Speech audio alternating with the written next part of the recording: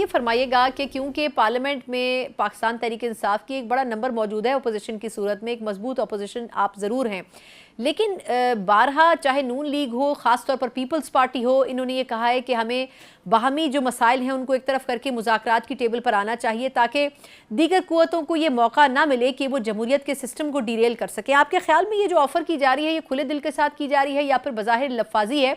और दूसरा, क्या पीटीआई कभी इस दोस्ती के हाथ को पकड़ना चाहेगी या आप समझते हैं कि नहीं, अगर लीगली ग्राउंड बैटल पे आप लोग मौजूद हैं तो आप पार्लियामेंट में भी उसी तरीके से चलेंगे?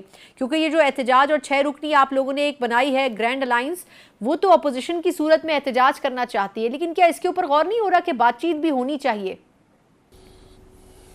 देखें, एहतजाज तो हमारा हक है, वो हम करेंगे पार्लियामेंट में भी और पार्लियामेंट के बाहर भी। और वो 8 फरवरी को जो हमारे साथ लाइक माइंडेड जमाते हैं उनका और हमारा असूली मौक़िफ़ एक ही है कि ये इलेक्शन पाकिस्तान की तारीख़ का सबसे बड़ा मुतनाज़ा इलेक्शन था और फॉर्म 47 के ज़रिए हमारा मैंडेट चुराया गया। जहाँ तक मुज़ाकरात की बात है, मैं उसका हामी हूँ और मुज़ाकरात के लिए बेहतरीन फ़ोरम जो है वो पार्लियामेंट का फ़ोरम है, स्पीकर का ऑफिस है और मुज़ाकरात होने चाहिए। और ये जो गवर्नमेंट की पार्टियां हैं, आप समझती हैं कि उनके यहाँ इख्तियार नहीं है, वो बहुत वीक विकेट पर हैं, उनके ऑफर सिर्फ लफाजी है।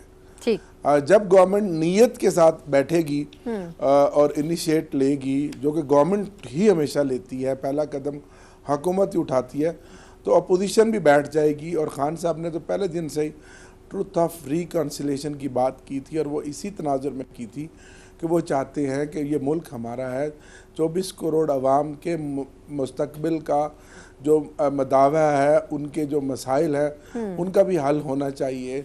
मुल्क में जो बेरोज़गारी है, महंगाई है, जो सियासी अदम इस्तेहकाम है, जो मुआशी सूरत हाल है, वो इस तरह से तो मुल्क नहीं चलेगा। अगर इन हालात में इस तरह का इंतशार पैदा करके, बदअमनी पैदा करके और अपने सियासी मुखालफिन को बदतरीन सियासी इंतकाम का निशाना बना के आप चाहें कि मुल्क आगे चले और मुल्क में सियासी इस्तेहकाम आए, तो हम मुल्क की तरक्की के हामी हैं। बिल्कुल ठीक। हम तो दीवार के साथ लगे हुए हैं और बदतरीन हम इंतकाम का निशाना बने हुए हैं और बन रहे हैं। 2 साल से हमारे खिलाफ तो फस्तायत की इंतहा है, कार्रवाइयाँ जारी हैं। तो हम तो फिर भी डटे हुए हैं और अपने हक और सच की आवाज़ को बुलंद रखेंगे और उस वक्त तक रखेंगे जब तक हमें हमारी मंजिल नहीं मिल जाती।